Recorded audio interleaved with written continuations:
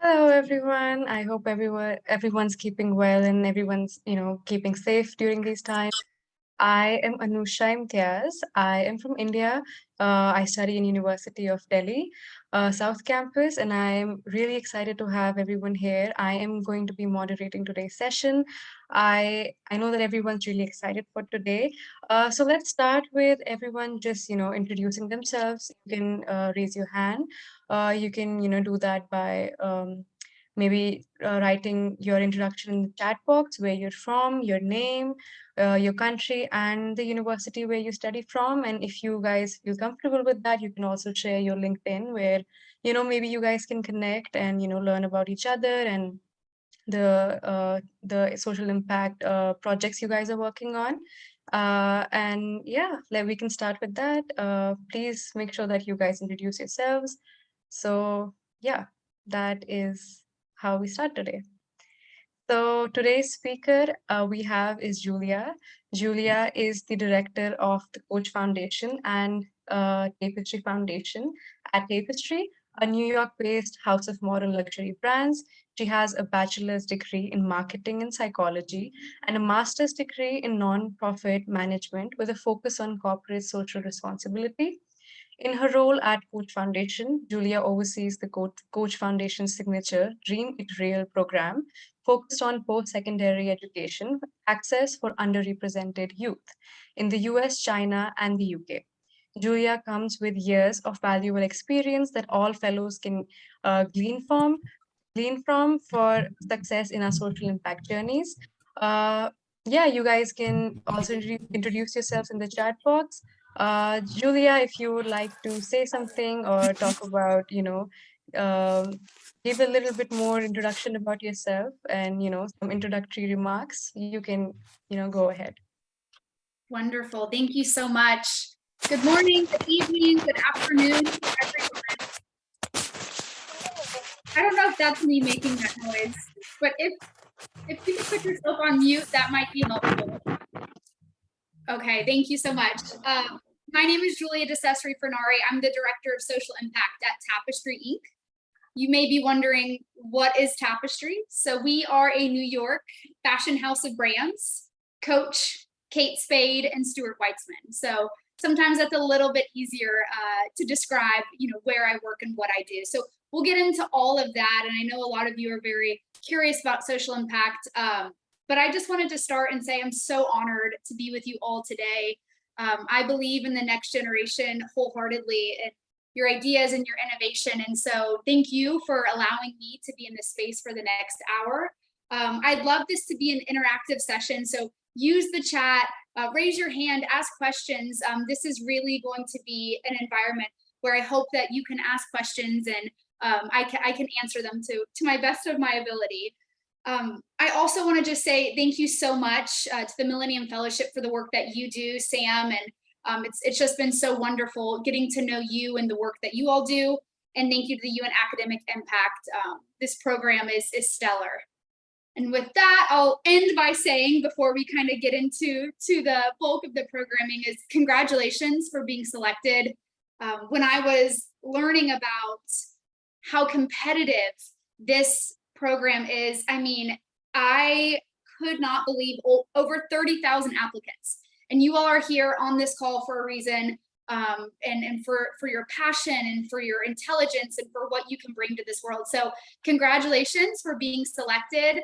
I'm so impressed by all of you. And again, it's just an honor and privilege to be here. So I'll tell you a little bit about myself.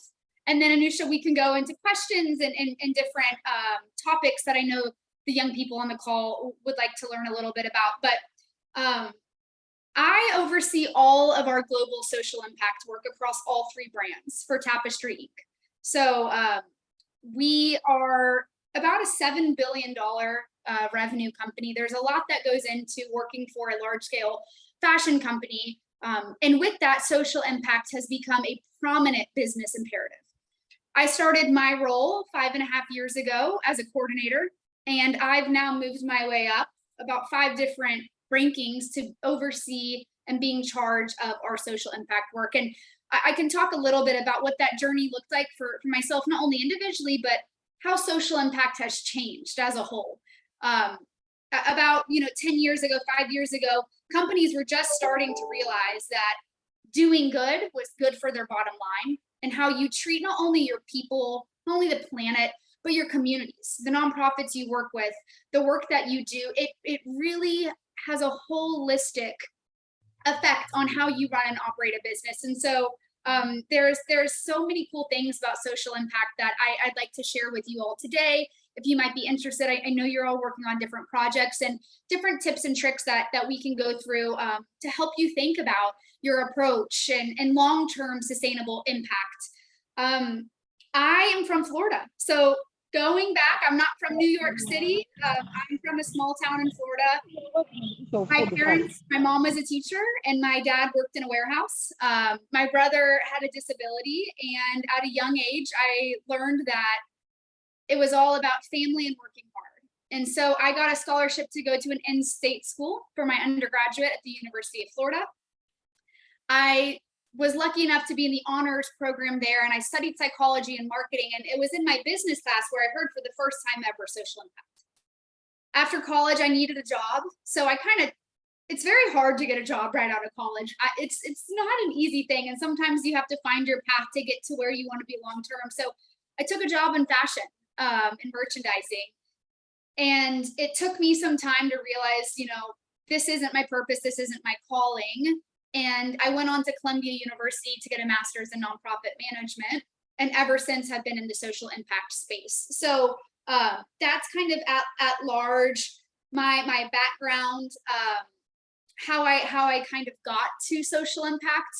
And one thing that I want to touch on, and we can get to this in the Q&A into different questions with Anusha, but is the power of networking.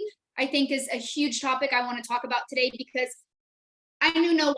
I knew no one in New York City, and I was from a small town in Florida, and it was all about finding people to have these conversations with within the social impact space so I could find my in. And then I think the other thing that's really important that I'd love to talk through today is about following your passion.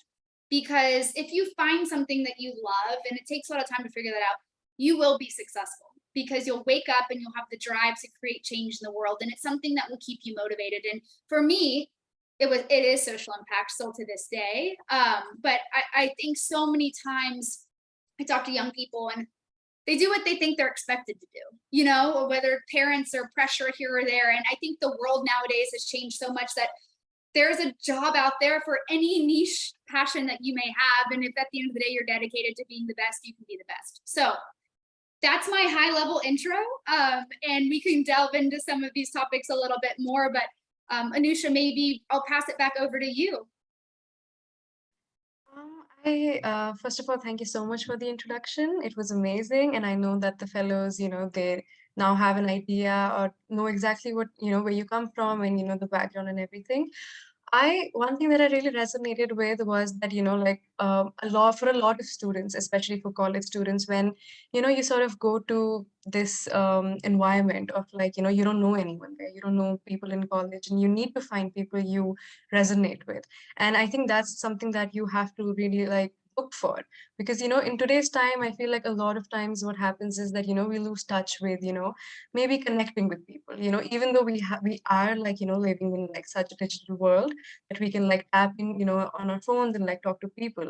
At the same time, it's sort of like becomes a bit superficial sometimes, and to find those people that actually sort of resonate with you to something that you believe in or your passions is really important. And I think for people of people who go to college, and these are the times when you actually figure out what you actually what you're sort of called for, what's your passion, what you're passionate about, or how you want to have an impact in this world. And I think that's really important as well. So why don't you just like maybe talk more about that, like what actually, like how did you pave this path for yourself? It's really inspiring to see someone who actually as you mentioned, like your background and everything, coming from a hard background, you were faced by you had disability in your family and all of that. So how was it that how could you see sort of the light at the end of the tunnel, or how they say that you sort of see at the stars even when you're stuck in some hardships? So how did it work out for you? Yeah. Yeah. It's a great question, and everyone's journey will be different. I think at the end of the day, there are good days and there are bad days.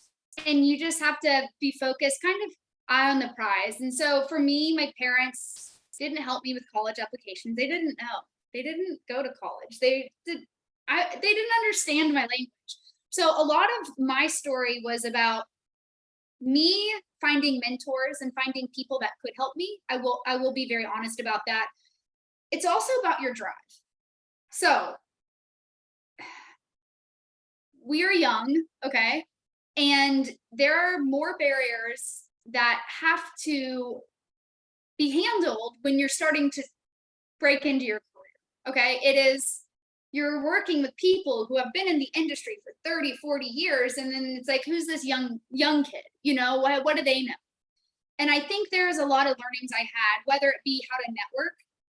You have to look at yourself and you have to see yourself as the smartest person in the room on your specific topic. So if you know that you love photography and this is your passion, you have to own that confidence. And when you walk into a room, there's something about when you network, you don't do it in a way that's flashy, but you're confident in who you are. And I think that's something for me at a very young age. I had to prove myself that I knew what I was talking about when it came to social impact, because I did the work. I would read the impact reports and all the benchmarking, and I work day in and day out. While at school, I would work at a consulting firm or things like that. It's like, I think you have to put in the work, and that'll give you the confidence to be able to go and network. And you have to find those networks. So if you're on campus, whatever it is that you're passionate about, find the meetups. Like, I know all you want to do is probably just go back to your dorm and like chill out because you've been studying for finals and all these things, but like, find the meetups, find the people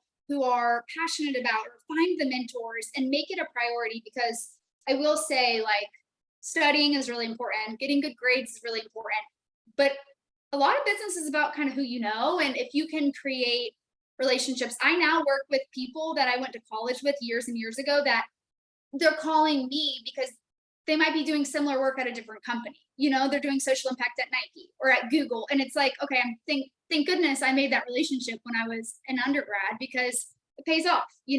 So I think to that point, there's a lot that goes into your journey. Just believe in yourself. And if you show that dedication to your own future and your own worth, it will be recognized. And it might take some time, but you'll definitely get there. Yeah, for sure. And I think that for a lot of people, accepting themselves is very important, and also, like, as Tapestry also has a campaign, Courage to Be Real. We would love, I'm sure I would love to hear more about that, and I'm sure the fellows would love to hear more about that as well. If you could, share a bit more about what that campaign is about, because, self-acceptance today is really important. And I think, as you mentioned, like confidence and, knowing, you're the best in what you do is, it's connected with that, but you have to be self-aware. You have to be, accept, you have to accept yourself the way you are.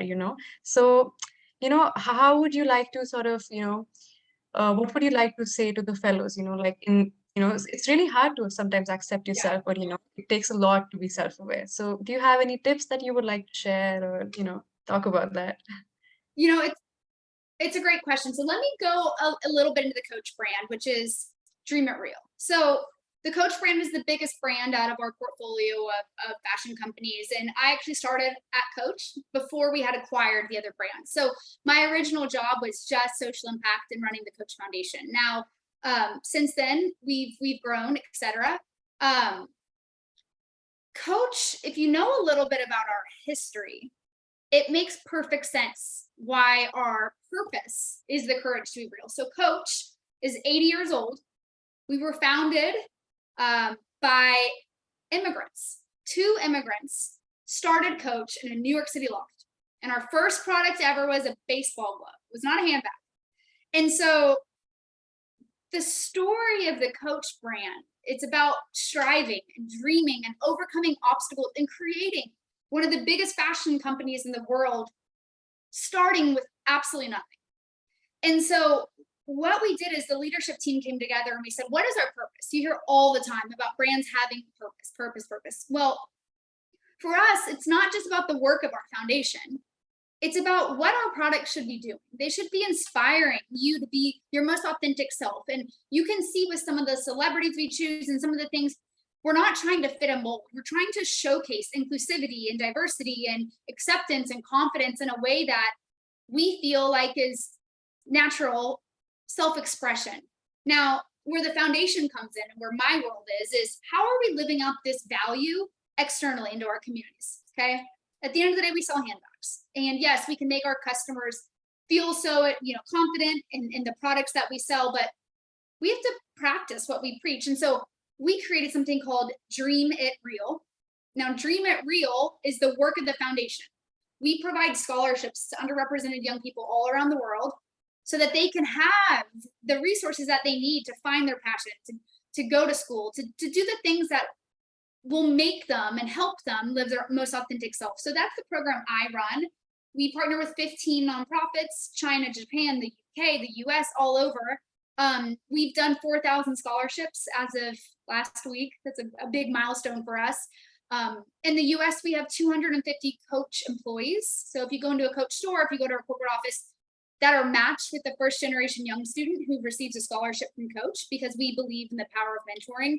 And so this is kind of how we live our purpose in action, and how we do that work to help the next generation. It's a really cool program.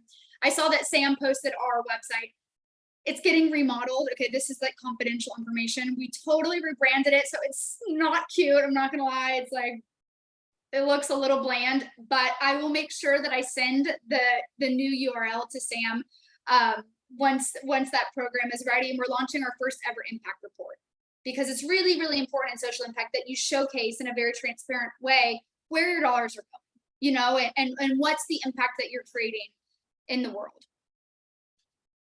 Yeah, that's really amazing. And I think I would just like to remind every fellow to please like make sure that their mic is muted. And if you guys have any questions, I think we can start with the questions in a few minutes. But you can go ahead and submit your questions in the chat box, or if you are willing to turn your camera on and your mic on, I would request that first you raise your hand, you introduce yourselves, and you mention where you're from, your country, and the university you study in, and then maybe we can start taking your questions as well. I'm sure everyone's really eager to ask you questions, Julia, so we can go ahead with that as well in a few minutes.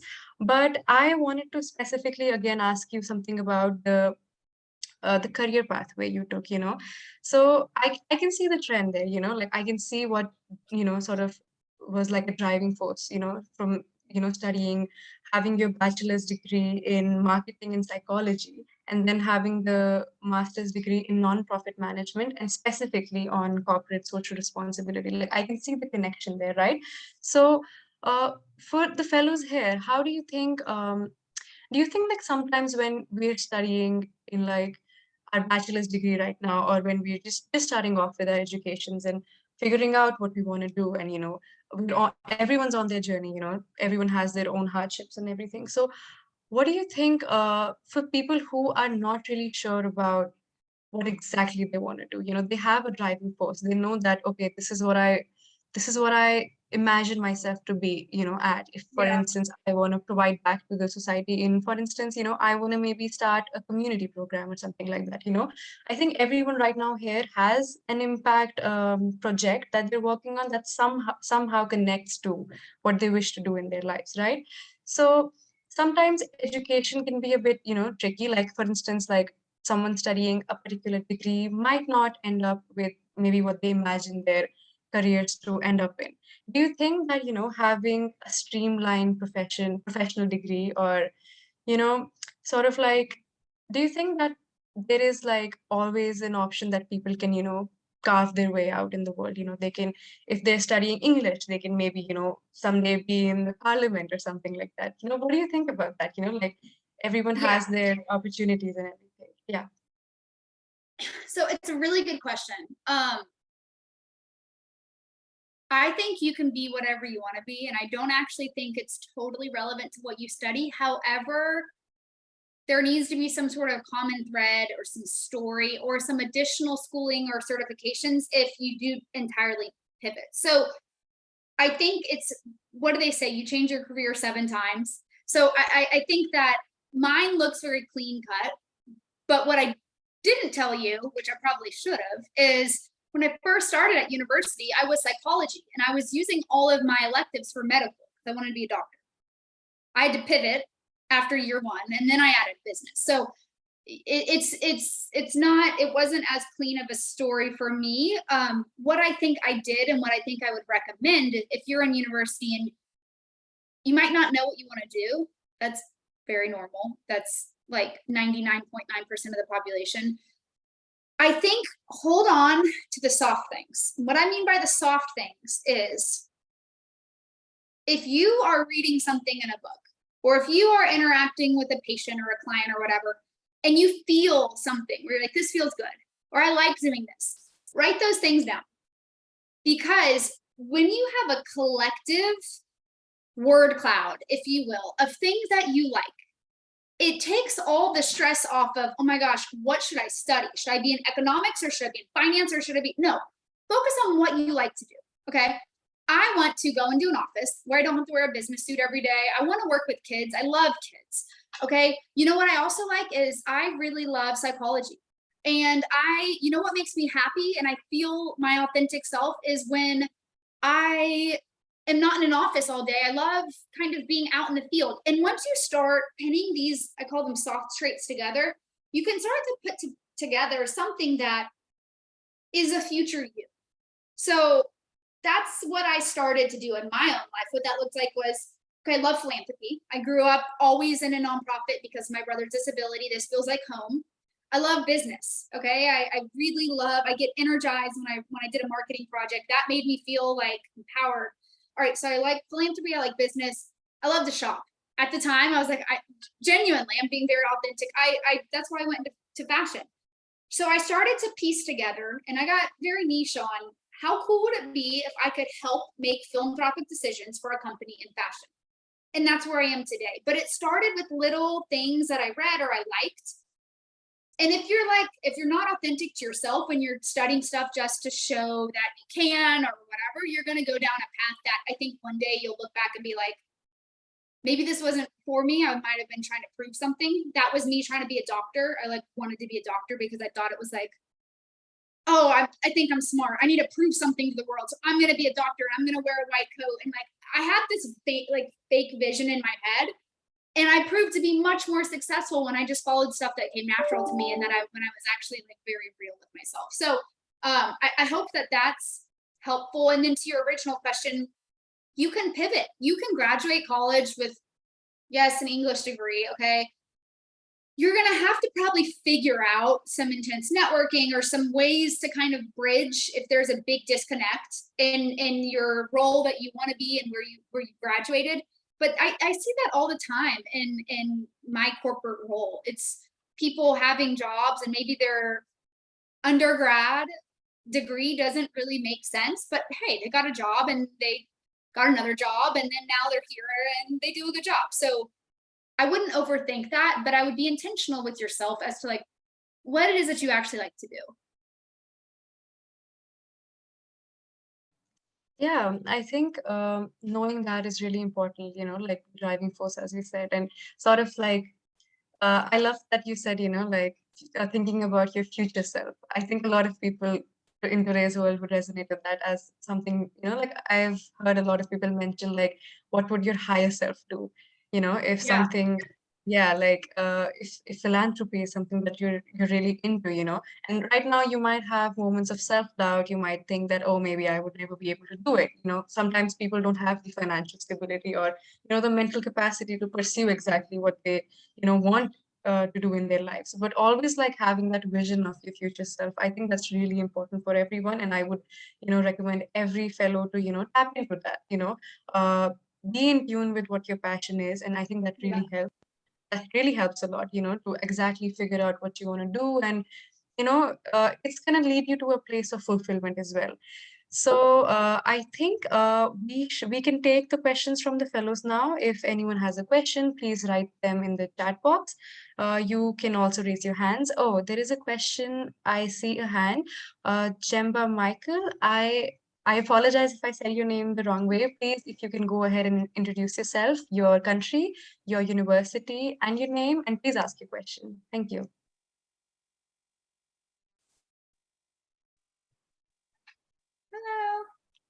Hello. Thank you, Anusha. Can you hear me? Yes. Yeah, you can go ahead. All right. My name is Jemba Michael Senkole. A student at Kampala International University in Uganda and a Millennium Fellow. Thank you, Julia, for your time and the wisdom to shape us into better people. My question comes from something that you mentioned earlier about us getting mentors who can guide us through our journey.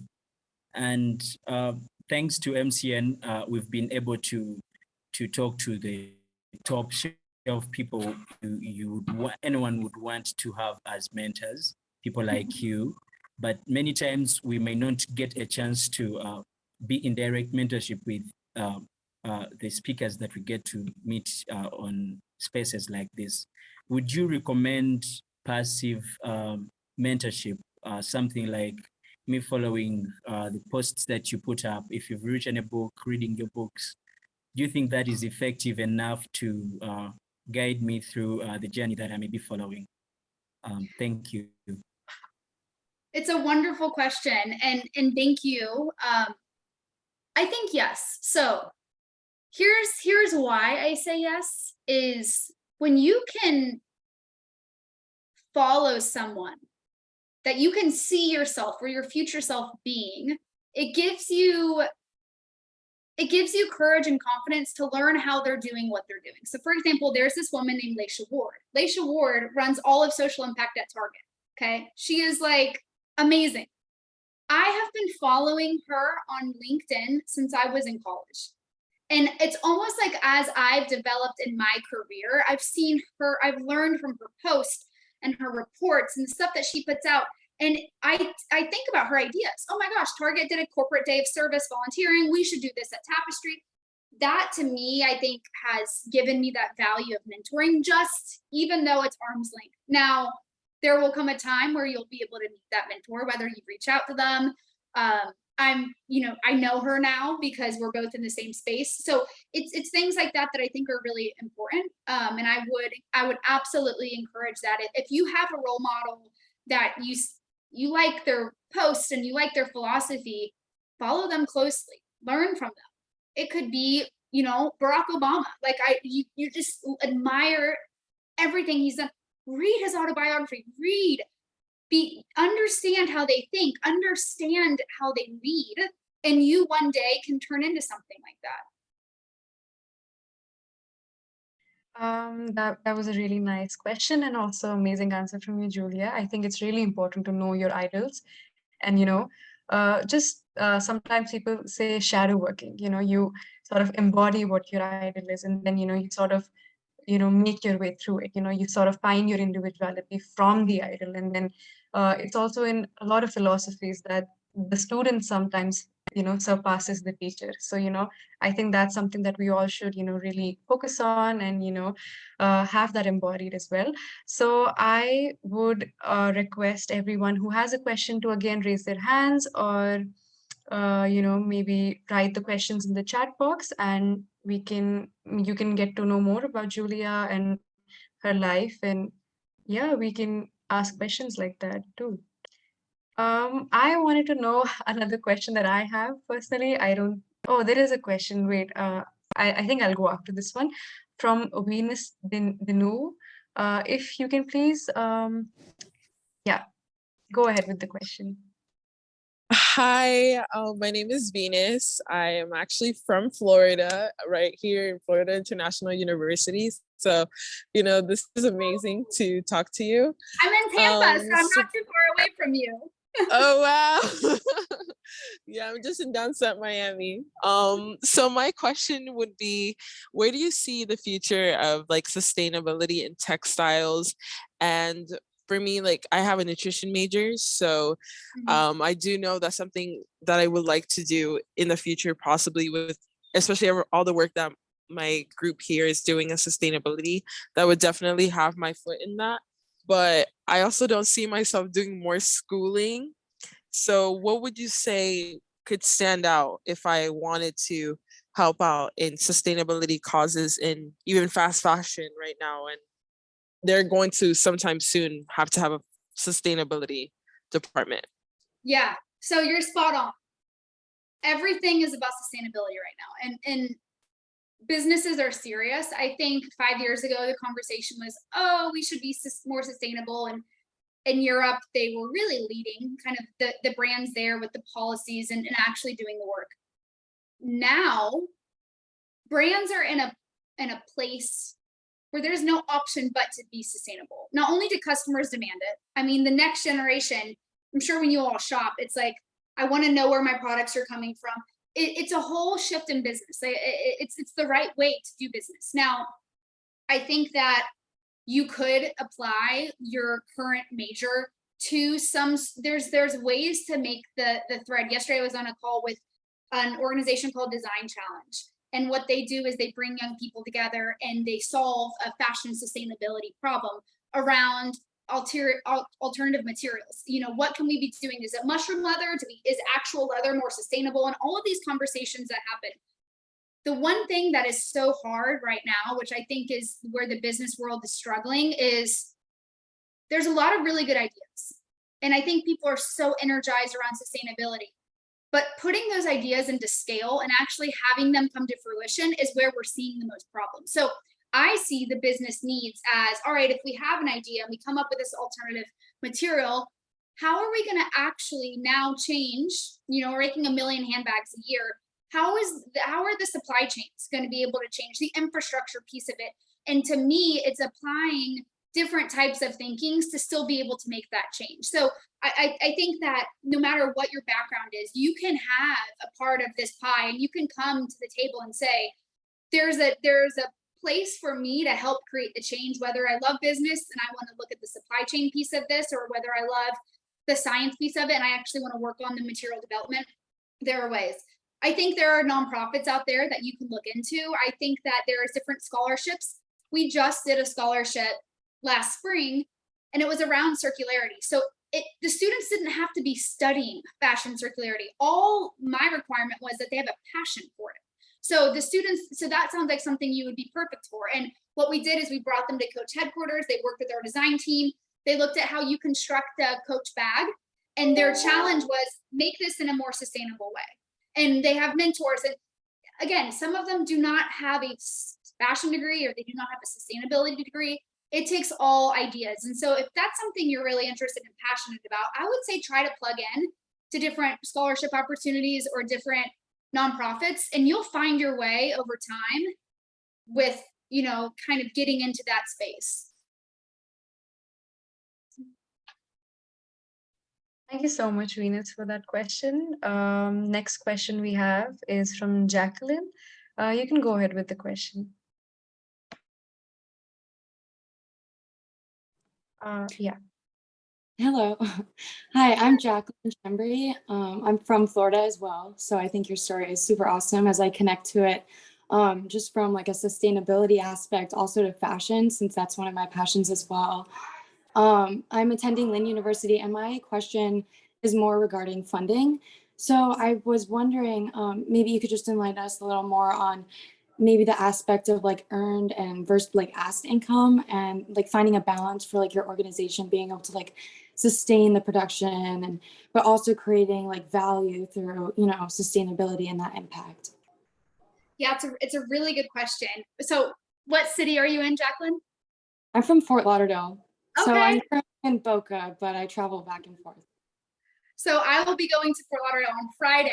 So if only I, you know, next time we'll meet up and get a coffee or something like that. But it's a really good question. So fortunately, or I shouldn't say fortunately, in my position, I'm on the grant making side where I review the nonprofits' proposals for how they would use funding, and I provide them with the funding. And so it's kind of a reverse of your question. Whereas if you are starting a nonprofit and let's say it's all about sustainable fashion, you're wondering, how can I fundraise? Should I have revenue generating fundraising? Should I have different, major gifts, or how can I bring in the money? Am I understanding that's kind of your question there?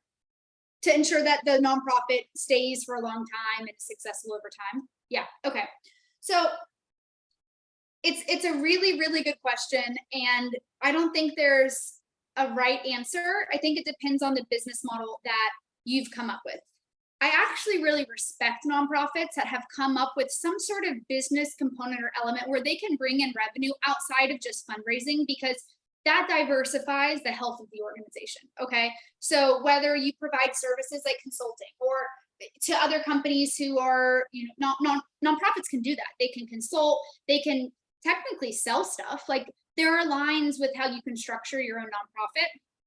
And it puts you in a better position that you're not just reliant on a government grant or a Coach Foundation grant. So what happens when that big grant you don't get it renewed? Then that's a nonprofit's turn upside down. And I think it can get a little bit weary there. So I think you're thinking about all the right things about diversified.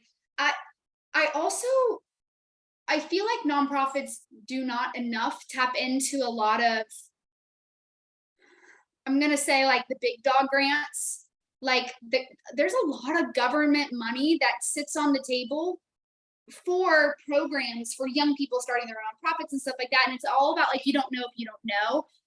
And so the same goes with scholarships. I think it's like $6 billion of scholarship every year goes untouched because students don't know where to apply or how to apply. So the same thing goes in the nonprofit sector. Nonprofits, they're so focused on fundraising, but if you can find a few grant opportunities from whether it be the government or niche foundations that focus with specifically what you want to do, look at Gates, look at Ford, like all of those types of stuff, there's money out there to be gained. So I don't know if that answers your question. I would look at it in a holistic way. And I would think about like the services that you can provide and things that are ways that you can continue to make money while also fundraising. I hope your question was answered, Jacqueline. So there is a question in the chat box by Abu Bakr Musa. So the question is, I think I'm just going to read the question. They say that at the end of the program, an electronics. Oh, wait. I'm so sorry. I'll just move on to the next question. I'm so sorry, Julia. I had a question that I personally wanted to ask you. So, at the end of like everyone's like, education and like, for instance, like everyone is, for instance, done with their education, right? So everyone sort of has this dilemma that should I pursue the passion or, should I just, work with the conventional the conventional jobs. Do you think that you faced something like that, or was it always so easy for you to just, or was it not? Like, we just want to know like more about that. Yeah. If you don't think that, then it's only normal to have those thoughts. Okay. Like I by no means had it all figured out. I actually was in a job for 9 months that I hated. And I literally every day was like, what am I doing with my life? This is stupid. I feel unimportant. I don't feel purpose. And I got to a point where I was like, I got to do something about this. If I don't, and that was my first job out of college. Okay. So, I went through my own personal journey and honestly, still, I think there's something I want to touch on, which is the mental health piece of all of this. I know that's really important to this cohort. I was in New York for 5 years and I was doing a long distance engagement. My husband always lived in Florida.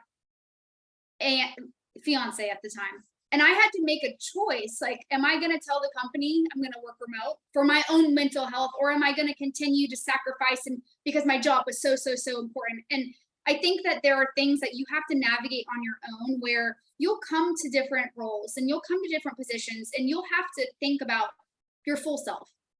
What is the best decision for you at that time, whether it be I need to live in this state to be with my family, or I need to do this, or this job has gotten so stressful that I've lost who I am. I'm so stressed out. Those are things you've got to be listening to, because I think young people, you all do a much better job than I think the older generations of, like, you feel like you have to like work, and prove something. But the younger generation is a little bit more open-minded to, like, I need balance. I need something that gives me purpose. I'm not gonna kill myself over a desk job 12 hours a day if I don't feel like I'm going anywhere. So it's this delicate balance of, and I don't want to say paying your dues, but you gotta learn, you gotta get some experience. Your 20s, you're gonna be trying new stuff, and you gotta work hard. You for your own reasons, you need to work hard and hustle. But you need to also know your mental health lines in the sand, and know that purpose, that thing in your gut that says, it just doesn't feel like me. I don't love this. And when you hear those alarms, that's when you sit down and you have those conversations as to what next. So Anusha, to your point, I had so many of those conversations with myself where I'm like, do I do this conventional job? And honestly, I was supposed to go into consulting after Columbia, but I took my coordinator fashion job, which was way lower than I should have been paid at that time, to be honest, because I was like, no, I'm going to do the thing I love. I love walking in the coach office every day with a leather jacket on, with high heels, ripped jeans. This is me. I'm not going to wear a business suit. I'm not going to act like I'm someone I'm not. And over time, I kind of worked my way up, but I went through that. And you just got to be honest with yourself, and you got to, like, protect yourself and your heart and your mental health and all that. And the right job will come. And you do not have to, like, sacrifice, like, work for happiness. Like, the whole point is that the two should go together, and there are roles out there to find that balance. Thank you so much for answering that question. I think it resonated with a lot of the fellows, and I'm sure that, we can always learn a lot from them, from the answer that you just said.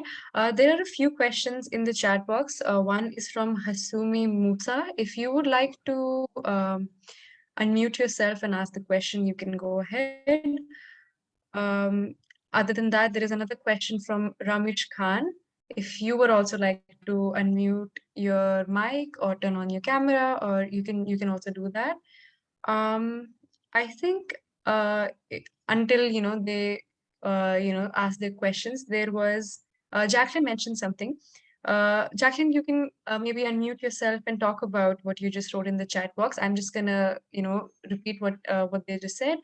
I was thinking of a BOGO, buy one, get one business model where someone purchases a product and one gets donated for free. Would you like to speak more on that, and let every fellow know more about that as well? Yes, definitely. Just regarding, your response to my question, I just, with the grant making, I thought it was really interesting, especially since, we're all still kind of building our niches of innovation and trying to figure out, like, where our businesses fit within society, and, like, how to build our organizations. But I definitely thought of the company Tom's, the shoe company, where they would, every time you would buy one, they would give one. And I've also been working on a case study right now regarding, an organization that also uses this business model. So just regarding, like, the theories of change and, like, wanting to know more about your business, I definitely thought, just more business models and more ways to, like, create that, like, value capture versus, like, value creation balance. I think it's really interesting. No, you're spot on. And I think that, so Tom's and the Warby Parkers of the world, they're B Corps. So they are within their governing documents of how they are a business. Sustainability, purpose, and giving back is part of their bottom line. I think it's a beautiful business model that they have. It's a little bit different than kind of the work that I do at Coach, because we are a for-profit corporation, and then we have money, which I manage, to donate to charity. So it's a little bit different, but I think that those companies are more and more on the rise. I think Gen Z wants to shop at places like that. I also see a lot going on now. It's like when you have, like, Sephora membership, Insider, and Coach. Actually, we just launched this. When you shop with us, X percentage of your purchase will be going to charity of your choice. This is the future. This is how things have to be. I think when you say that you're a purpose-led company, it has to be part of everything that you do. I think Tom's was the first. They really did this right. I think the problem and the struggle is how do you innovate and keep it relevant? Because Tom's is all the buzz, and then it's like now what? There's also a lot of costs to doing stuff like that. So you have to just really make sure that the model works well and that you can afford to be able to make those commitments and make good on those commitments. So yeah, check out B corporations. This is something I'm constantly curious about. And I think, Jacqueline, you'll really love to see this, because it's not a nonprofit, it's not a for-profit, but it's in the middle. And you see more and more and more and more and more B Corps. I think Chloe, the fashion company, just became a B Corp. So it's, I think, the future. And I think really, really a cool business model to look at.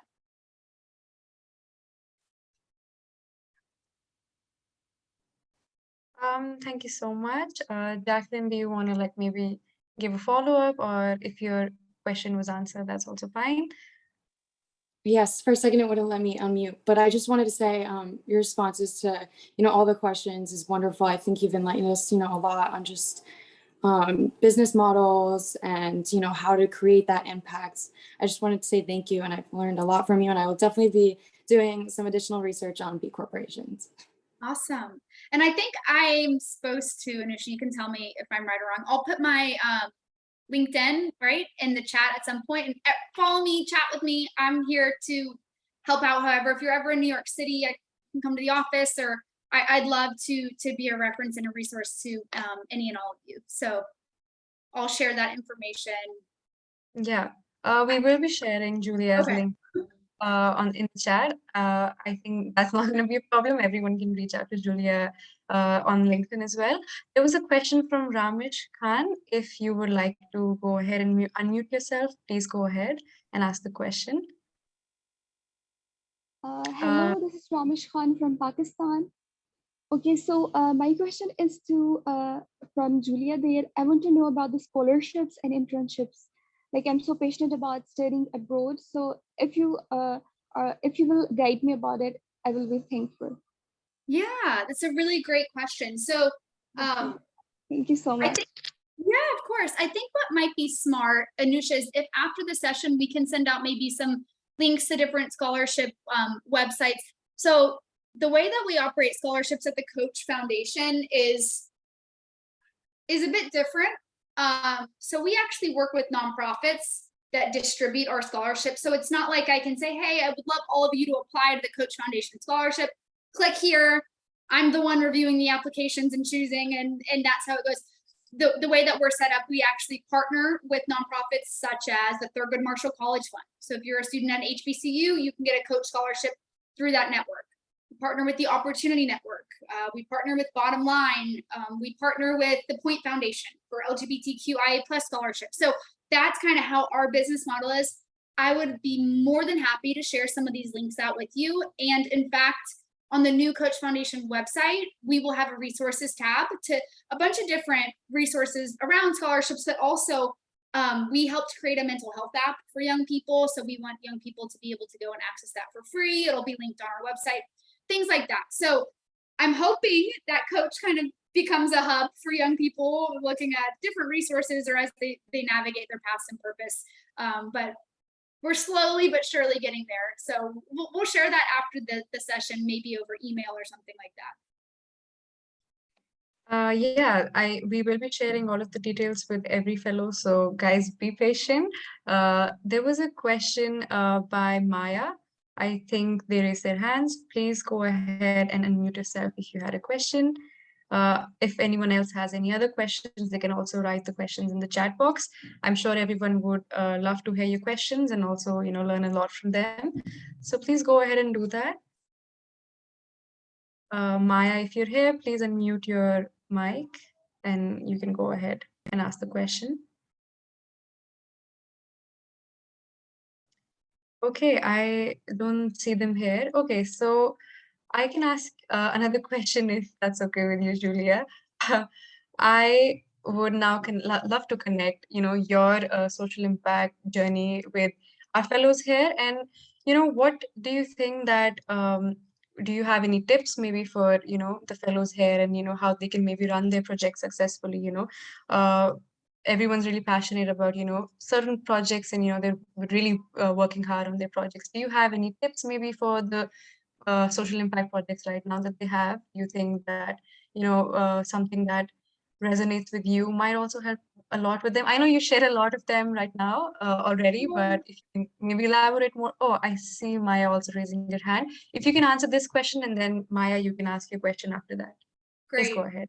Yeah. So a few things, and I think my advice would really be tailored to your specific project. Like if I knew, okay, this team is, for this young person's working on a sustainability project in X region and the objective is X, Y, and Z, I'd be able to give a little bit more custom advice. But in general, when you think about social impact, the first thing you have to think about is the communities that will be impacted by your project, okay? You can't have come up with products, I don't know, I'm making something up, or your project that will be in support of X beneficiary group or X population if you haven't talked to the population, if you haven't actually understood their needs. I think so many times in philanthropy and social impact, companies or people try to come up with a solution, but they don't talk to the people on the ground enough. And so you'll actually see this. There's a book you should read, actually. Mark Zuckerberg put millions and millions and millions of dollars into helping the Newark, N-E-W-A-R-K, education system, but it all backfired because no one was actually speaking to the Newark community. And this is a really good example of how social impact, it's all about relationships and it's all about people. And you have to keep that top of mind.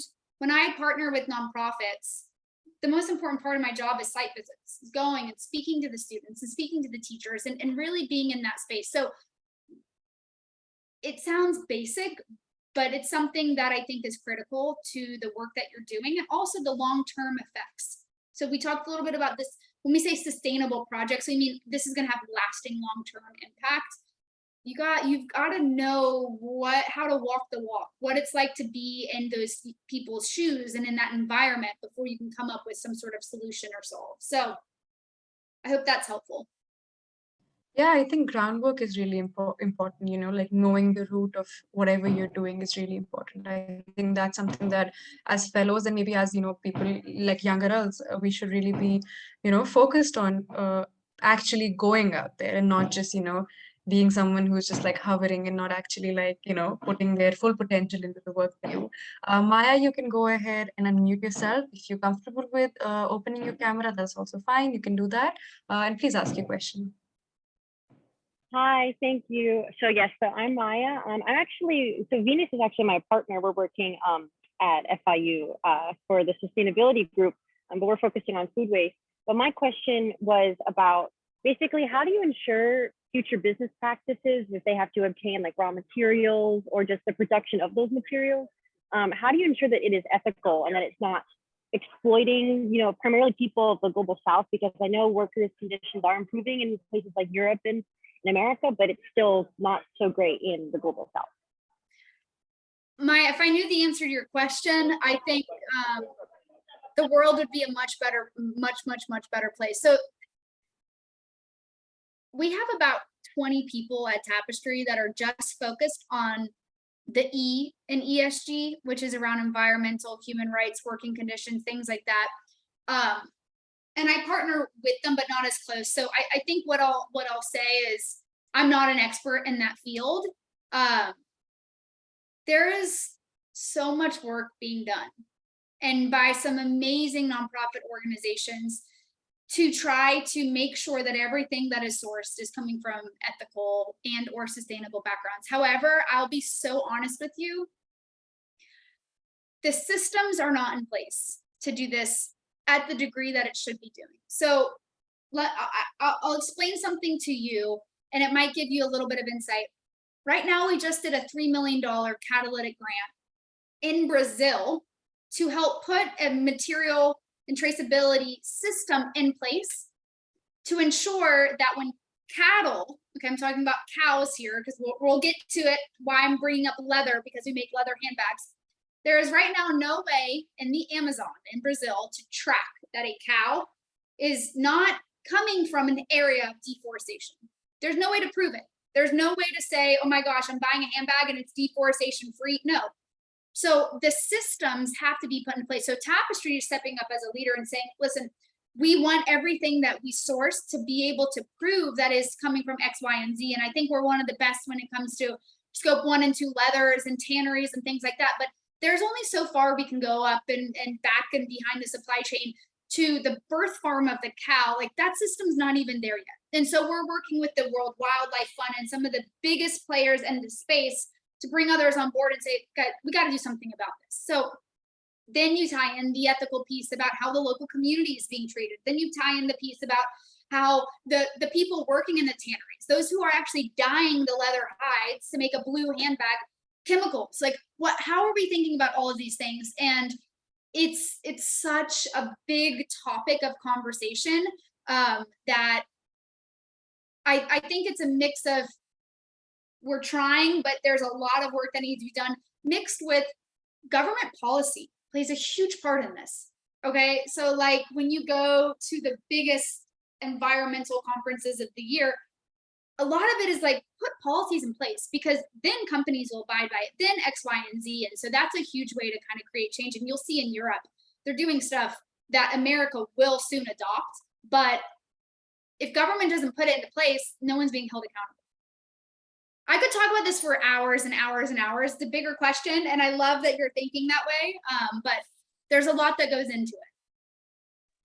Yeah, thank you so much. So a lot of what I focus on also just in my major as a social work major is talking about all of the, like it's critical race theory and then how it's all sort of interconnected and how there's a lot of subjugation, exploitation. So, and indigenous people and how they're also impacted because you mentioned the Amazon. I was thinking, since you were talking about leather handbags, would it be possible to switch to a non-leather alternative that would still, that it's not necessarily fake in that it's bad quality, but it's fake in that it doesn't, you know, have those, it's just not using cows and it's not the methane and you know what I mean? Like working in tanneries. And the newest buzz right now is mushroom leather, but I'll be honest with you, it's not as sustainable as real like leather hides because it's not durable. So then you have to keep creating more of them. And so it's like, there's different ways you can approach it. And it's like, in my personal opinion, based on all the research we've done, if you can get leather, which is the most durable material, to be able to be traced that it can be ethically and sustainably sourced, it's way better than all of these new fake innovative stuff that's going to only last a few years. That's where our head is at right now, but it doesn't mean we don't play in the sandbox. We absolutely are putting money into materials innovations and the future of materials. We're doing that, but we as a brand right now don't think it's at that level where it can produce at large scale, and it's not proven that we won't have to tell our customers they'll get new handbags in 2 years, you know? I hope that answered really your good question, conversation. Maya. Really thought evoking. Yeah, Thank you so much. Thank you. I apologize, everyone. We are running a bit low on time. I would really request everyone, if they can, please turn your cameras on because we are planning on taking a picture. Please do that. That would be amazing. If you guys can turn your cameras on and smile, have a big smile on. Julia, if you would like to just, say some closing remarks and yeah, while everyone just turns the cameras on. Yeah. Okay, or maybe we do the picture first. Is someone gonna say 1, 2, 3, or I guess I can take it. I don't know. Okay. Okay. I think the team's gonna take it, so everyone just smile. Oh, okay. Yeah. So if I'll say the 1, 2, 3, and we have 2 screens, so I'll have you all pause because I don't know if you're gonna show up in screen 1 or 2. So starting now. So 1, 2, 3, and going to the second page. 1, 2, and 3. Perfect. I think that's all. Thank you, everyone. Thank you so much, Julia. Your closing remarks, and also if you could mention how the fellows can, like maybe get in touch with you. That would be Yes. amazing. I didn't pull up my LinkedIn. Sorry. It's Julia Furnari on LinkedIn, and maybe Anusha, we can send it out to everyone. Feel free to LinkedIn me. And if you're in New York, text me, whatever. I'm very open to supporting all of you, but just want to say thank you for your time. I hope we can continue this conversation maybe at a future session or whatever have you. I'm so honored to have spent some time with you today and just so proud of the work that you all are doing in the world. So thank you for everything, and it was a pleasure. Thank you so much, Julia. The webinar has ended, everyone. I'm sure that every fellow learned a lot from today's session, and it was amazing having you here.